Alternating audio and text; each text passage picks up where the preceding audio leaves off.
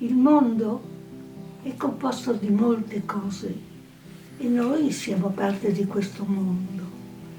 E ogni cosa che succede o che ci succede muove qualche fibra nel nostro spirito, nella nostra anima. E secondo le circostanze e secondo quello che noi facciamo o che noi stiamo sentendo.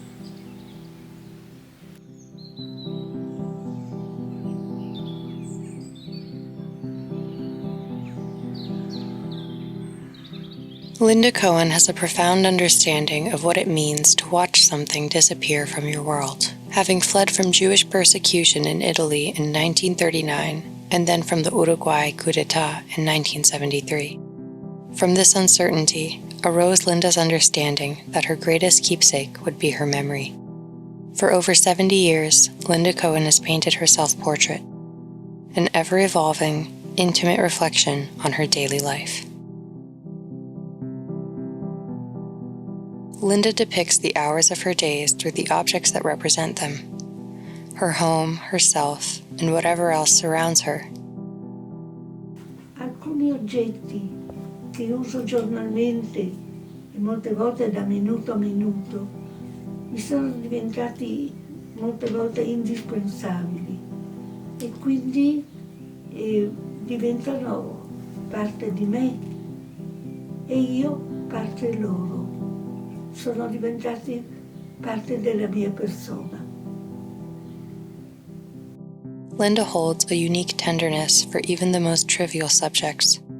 When she paints a cup of tea, besides conveying its visual appearance, she aims to express the joy it brings, the many cups that she has shared with someone she loves, an instance of peace.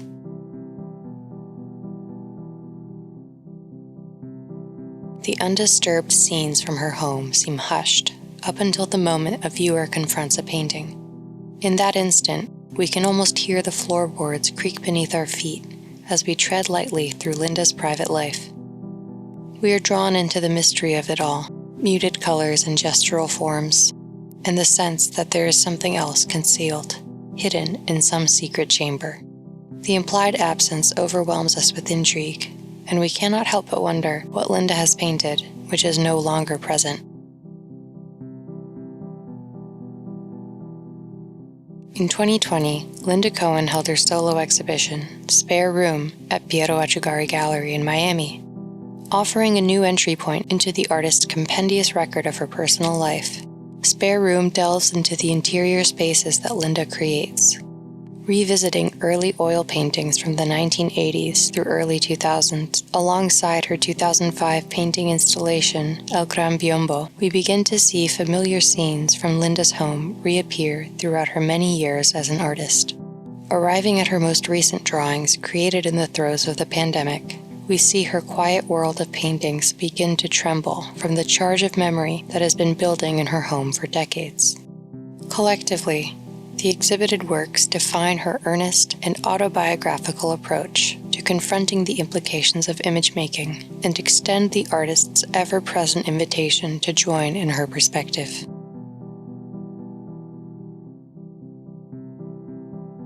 Her canvas paintings, mimicking the instantaneity and chance compositions of family photo albums, enjoin the viewer in her perspective, and in turn, her memory. It is through sharing her perspective that we can begin to understand how the artist continually surveils herself in relation to the world around her. In some instances, her presence is implied but not seen. We see her shower or an empty table that has been set. In others, a sliver of her body appears in the frame, and we, as the spectator, join her ascending a staircase or lying in bed. As the title suggests, Homenaje a Mantegna is an homage to Italian Renaissance painter Andrea Mantegna's Lamentation over the Dead Christ. In tribute to her Italian heritage and the legacy of European oil painting, Linda mimics Mantegna's signature foreshortened perspective and shares in his fascination with the variety of planes and tones produced by a creased bedsheet. Linda uses the dramatic foreshortening to insert her spectator into her perspective so that we are laying down in her body and looking down on it, rather than assuming the traditional male spectator's role of gazing upon the woman as an object. Linda paints to make a record of her life, each painting expressing a moment of feeling, a depiction of what is no longer present but can be imagined, sensed, or perceived.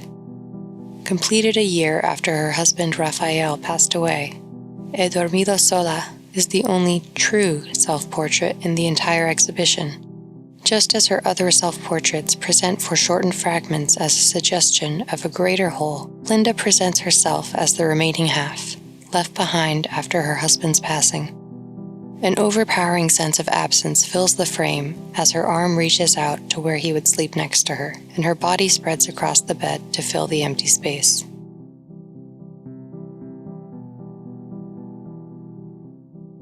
"12 panels with life-size scenes from inside Linda's home make up her 2005 installation, El Gran Biombo. Their angled configuration obliges the spectator to walk along and peer around the screen, as if to wander the corridors of someone's home for the first time. The first of her works where the paintings were lifted from the wall and into the physical space, El Gran Biombo was a significant departure from the easel, and a new opportunity for Linda to explore the different possibilities of the plastic arts. The installation operates like a screen in a theater, where Linda projects her experiences. The spectator then becomes an omniscient eye, roving around the great screen and experiencing it like a sculpture in the round, capturing a static moment at unlimited perspectives.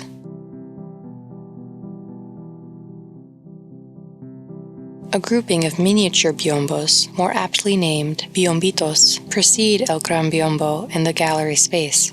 Though they appear to be maquettes for her 2005 installation, they were actually made in 2020. Each biombito is a miniature set, a home, a city, a kitchen, or garden. Linda creates a pocket guide of places worth saving. Even one biombito, in particular, condenses El Gran Biombo into a travel-sized screen. The whimsy of the biombitos reminds us that amidst uncertainty and loss, we can still find pockets of joy and play.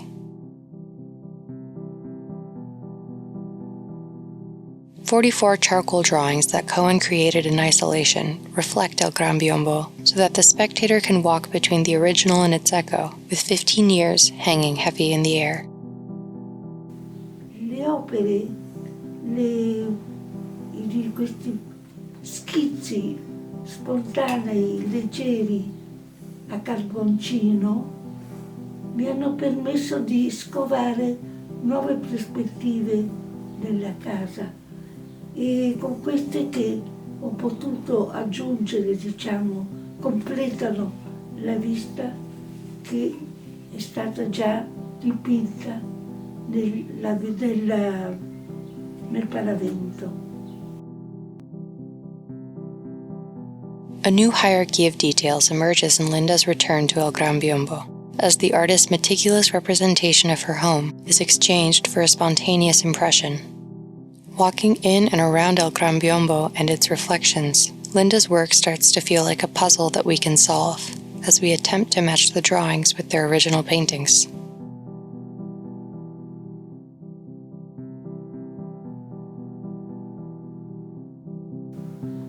La carta era il mezzo più adatto per aggiungere alcune opere alla mostra, per raggiungere a distanza in questo periodo di pandemia che stiamo vivendo in questo momento.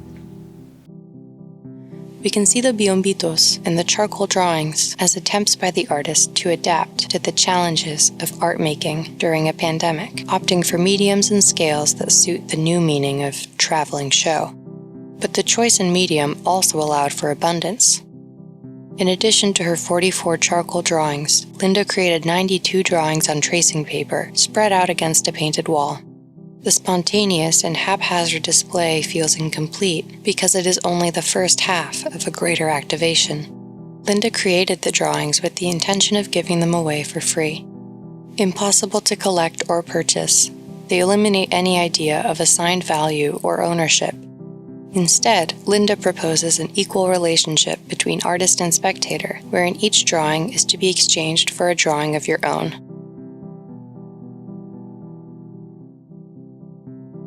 Linda's life has been colored by her ability to transform uncertainty and loss into an immeasurable capacity to give.